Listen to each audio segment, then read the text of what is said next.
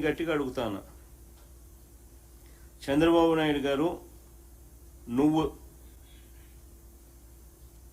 నువ్వు నీ కొడుకు ఇద్దరికి సవాల్ విసురుతాను. ఈ డిఎస్సి మా హయాంలో జరిగిన నువ్వు ఆరోపణలు చేస్తావు, ఆ డిఎస్సి రెండు సిబిఐకి మేము రెడీ. మేము తప్పు చేయలేదు కాబట్టి నేను రెడీ అంటాను. నువ్వు రెడీనా? ఛాలెంజ్.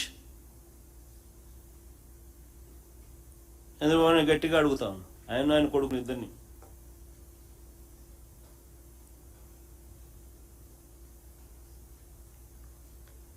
డిఎస్సి 2025 పైనే కాదు, 2018 గ్రూప్ 1 నోటిఫికేషన్ మీద కూడా సిబిఐ ఎంక్వైరీకి మేము రెడీ. మేము తప్పు చేయలేదు కాబట్టి తలెత్తుకొని గట్టిగా అడుగుతున్నాం, నువ్వు రెడీనా అని అడుగుతాను. రెడీ అయితే వెంటనే లెటర్ రాసి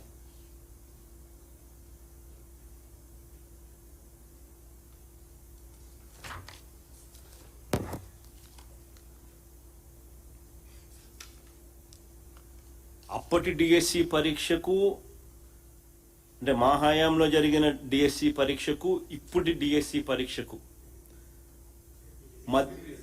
ఇప్పుడు అదేంటే ఏపీపీఎస్సీని డిఎస్సిని చూడండి.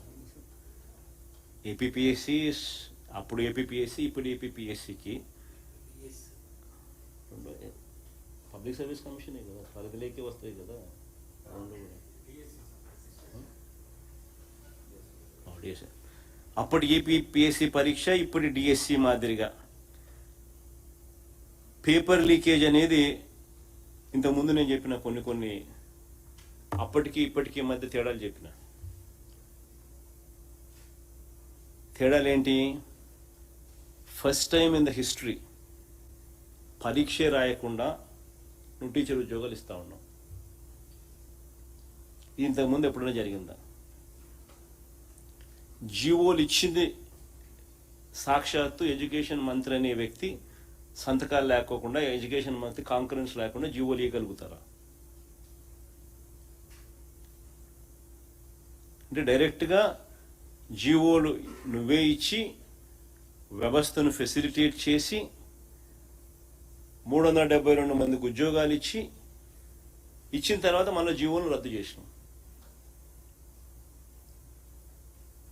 గేట్లు ఎత్తినాం, 372 మందిని నింపినాం, మళ్ళీ గేట్లు మూసేసినాం. ఇది డైరెక్ట్గా చంద్రబాబు నాయుడు గారి కొడుకే ఎడ్యుకేషన్ మినిస్టర్. మరి ఇది బిగ్గెస్ట్ ఫ్లా. చరిత్రలో ఇంతవరకు ఎప్పుడూ కూడా డిఎస్సి పరీక్ష రాయాల్సిన అవసరం రాయకుండానే టీచర్ ఉద్యోగాలు వచ్చిన పరిస్థితి చరిత్రలో ఎప్పుడూ లేదు. ఫస్ట్ టైం ఇది జరుగుతుంది. అప్పటికి ఇప్పటికీ తేడా. రెండో తేడా, out sourcing employee first rank ఎలా వచ్చింది? వచ్చిన ఆ వ్యక్తికి నువ్వు ఎందుకు మెరిట్ లిస్ట్ మార్చినావు? మెరిట్ లిస్ట్లో తన పేరు ఫస్ట్ వచ్చి తర్వాత మెరిట్ లిస్ట్లో తన పేరు లేకుండా ఎందుకు చేసినావు? తన ఐడిని ఎందుకు బ్లాక్ చేసినావు? తన కాల్ లెటర్ ఎందుకు పంపలా? తనకు ఉద్యోగం ఎందుకు ఇవ్వాలా? అంటే లీక్ అయిందని క్లియర్ కట్గా ఎస్టాబ్లిష్ అవుతా ఉన్న ఫ్యాక్ట్.